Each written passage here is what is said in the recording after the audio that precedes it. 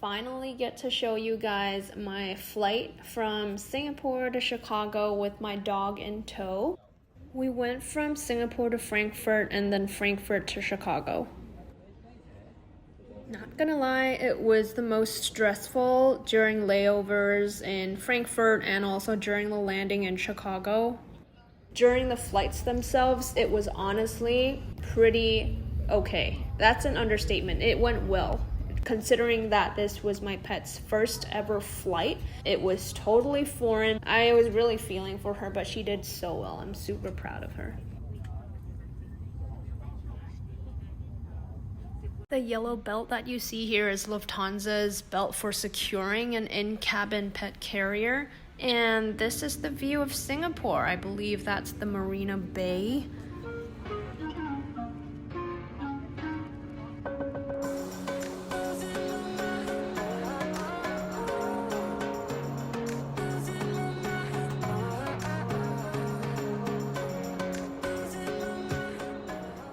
At some point during the flight, there was a lot of turbulence. I was honestly clinging onto my seat for dear life. That is one of the few times you'll catch me like muttering prayers under my breath because I'm like, oh my God, keep me alive. Like, dear God, please.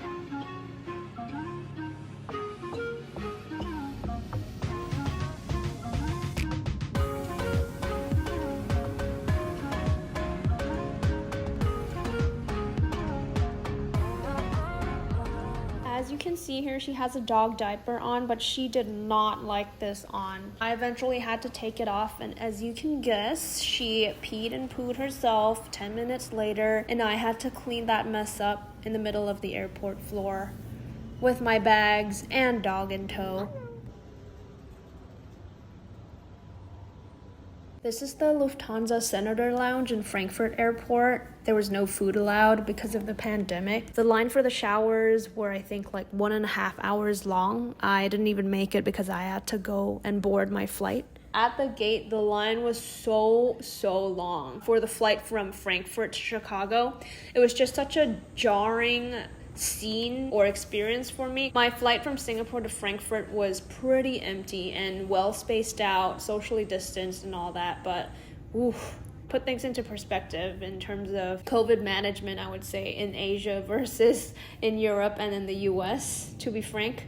On this second leg of my flight, my pet was visibly more restless.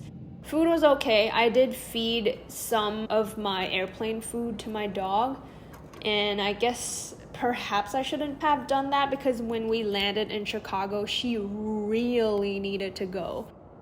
Sometimes in the dark, when everyone was sleeping, I would sneak her out of her carrier for her to lay on my seat, and I would virtually have no space because look at this little cute bugger.